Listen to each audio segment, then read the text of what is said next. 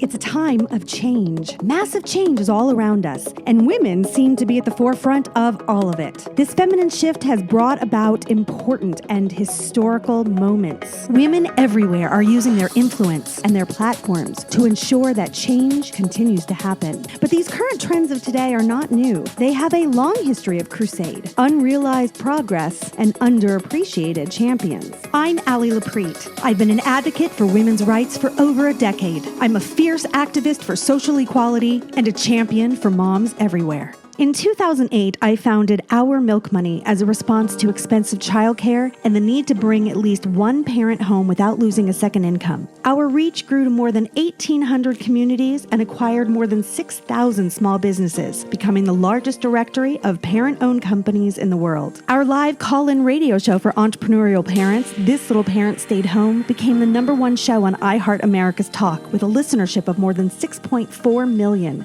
In addition to broadcasting from inside the radio booth, I became a television spokesperson for a reality show by the same name, in which I worked with families to achieve sustainable incomes by helping them build home-based businesses. It's 13 years later, and many American families are still struggling to make ends meet. Now that our children are older and more self-reliant, the plan to return both parents to the workforce has been derailed by unjust discriminations. Mature women and moms are not being spoken for in most diversity, equity, and inclusion studies when it comes to corporate hiring practices. That is why we are repurposing Our Milk Money, this time as a nonprofit, to serve the family community as advocates for women, parents, and caregivers who are looking to re-enter the workforce and need our help becoming visible again. Oh, and I'm not working alone. Our board of directors, advisors, and volunteer staff are highly regarded experts in their fields. Business strategists, attorneys, medical experts, political influencers, college professors, academic researchers, executive recruiters, and DEI corporate trainers all make up our team of women leaders, passionate about the mission that will cultivate change for generations of future women.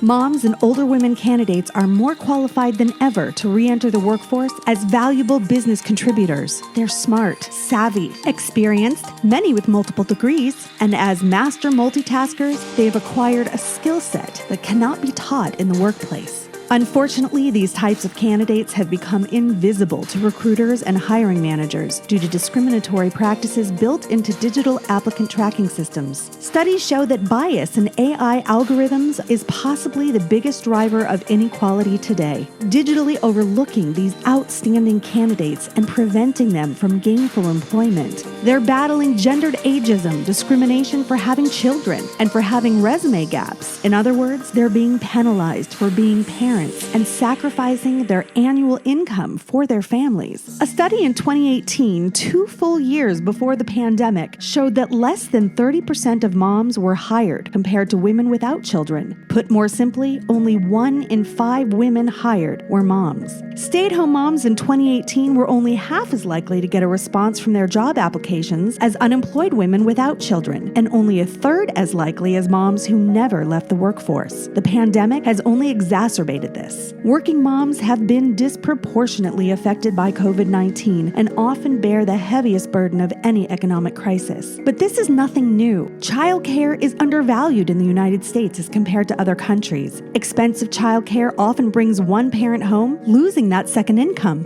And since women earn less than their male counterparts, caretaking disproportionately falls to them in most households. Mothers replacing paid childcare might save them tens of thousands of dollars every year. But these women are now working for free, not earning their value. Economically, this hurts all of us. 43% of highly qualified women with children take time off of work to be with their families. 93% initially plan to return to work at a later time, but only 40% are successful at re-entering the workforce. This means that for every 100 women, only 37 are successful at returning to work. Moms are versatile, multifaceted, resourceful, and have what it takes to be model employees. Like so many other things in life, if you need a solution to any problem, mom is always a good bet. COVID has been very destructive to corporate culture in that it demanded a quick adjustment to remote working. But when it comes to adaptability, multitasking, and balancing working at home with family needs, no one was more prepared than moms who found a way to manage their busy lives long before the pandemic. Now that working remotely has become a viable option for so many companies, it's time to address the real reason professional and qualified women are being ghosted in the job application process. Resume gaps are just an excuse. In fact, most women over 40 with children don't have gaps when it comes to keeping their technical and problem-solving skills up to date. Whether running a home-based business, volunteering in their community, or holding a position on a school board, modern moms have remained in excellent professional shape while raising children and managing a household. Mature women and mothers in particular have been misled by hiring professionals and recruiting agencies. They don't need to be told by one more person to adjust their resume, interview better, network better, or try harder. They don't need to learn creative ways to hide gaps in their work timeline or explain why they took time away from their careers. What they need is someone to advocate for them, see them, and show the world why they should be valued because of who they are, the skill set that they have, and the solid life experience that they will offer the business world. 89% of American workers agree that working moms in leadership roles bring out the best in employees as compared to working fathers or women without children. 65% say moms are better listeners. 51% say they're calmer in a crisis. 44% say they're better team players, and 47% say they are more diplomatic. Some companies are already reaping the benefits of hiring qualified moms. Sari Davidson, the CEO of Bugenhead Incorporated, says, "When looking for new people to join our team, the first place I go is to my network of moms. They have acquired valuable skills that can't be taught in a corporate environment while juggling multiple things at once, and they have an incredibly strong work ethic."